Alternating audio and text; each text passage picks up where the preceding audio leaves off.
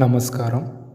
இந்த 2025 நடக்கிற சனி, குரு மற்றும் ராகு 3 கிரக பெயர்ச்சிகளுமே நடந்துட்டுருக்கிறதுனால, இந்த காலகட்டத்தில் கடக ராசிக்காரங்கள் எந்த விஷயத்தில் கவனமாக இருக்கணும் அப்படின்னு பார்க்கும்போது, என்னதான் அஷ்டம சனி முடிஞ்சிருந்தால் கூட அஷ்டம ராகு, 2ல் கேது, 12ல் குரு மறைகிறது சாதக பலன் நம்ம சொல்ல முடியாது. அப்போ எதில் கவனமாக இருக்கலாம் அப்படின்னு பார்க்கும்போது, பயணங்களில் கவனமாக இருக்கணும். அதே மாதிரி நீங்கள் செய்கிற செயல் மூலயமா சில அவமானங்களை சந்திக்கிற நேரத்தை ராகு பவன் ஏற்படுத்த வாய்ப்பு இருக்குது.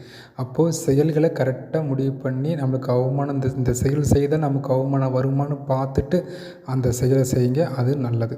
இன்னொன்று, குடும்பம் சார்ந்த எதிர்பார்ப்பை குறைச்சிக்கணும். கணவனாக இருந்தால் மனைவியிடம், மனைவியாக இருந்தால் கணவனிடம் அதிகப்படியான எதிர்பார்ப்பை நமக்கு ஒரு மன விரக்தியை கொடுத்துரும்.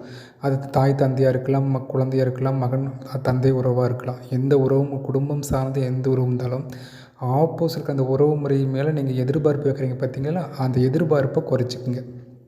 ஏன்னா அளவுக்கு அதிகமாக நீங்கள் வைக்கிற எதிர்பார்ப்பு அவங்ககிட்டருந்து நீங்கள் எதிர்பார்க்குற எதிர்பார்ப்பு அது பாசமாக இருக்கலாம், பணமாக இருக்கலாம், எது வேணால் இருக்கட்டும். அந்த எதிர்பார்ப்பு நடக்காதனால மன விரக்தி ஏற்படுறதுக்கான வாய்ப்பை இந்த காலகட்டத்தில் ஏற்படுத்தி கொடுக்க காரணமாயிரும் கேது பகவான்.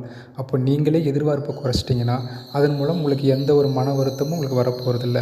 அதே சமயம் பயணங்களில் எப்பவுமே கொஞ்சம் கேர்ஃபுல்லாக இருங்க, இரவு பயணங்களில். இன்னொன்று, அவமானம் இந்த செயல் செய்தால் அவமானம் நடக்குமான்னு நல்லா செக் பண்ணி பார்த்துக்குங்க. அந்த மாதிரி செயலை செய்யாமல் இருக்கிறது நல்லது. அப்படி மீறி செய்யும் பட்சத்தில் குரு அனுகிரகம் இல்லாதனால அந்த விஷயத்தில் நீங்கள் மாட்டிப்பீங்க. ஸோ இந்த 3 விஷயத்தில் கவனமாக இருந்தால் போதும். மற்ற அனைத்து சுபபலனுமே கடகராசிக்காரங்களுக்கு இந்த வருடம் நீங்கள் எதிர்பார்க்கலாம்.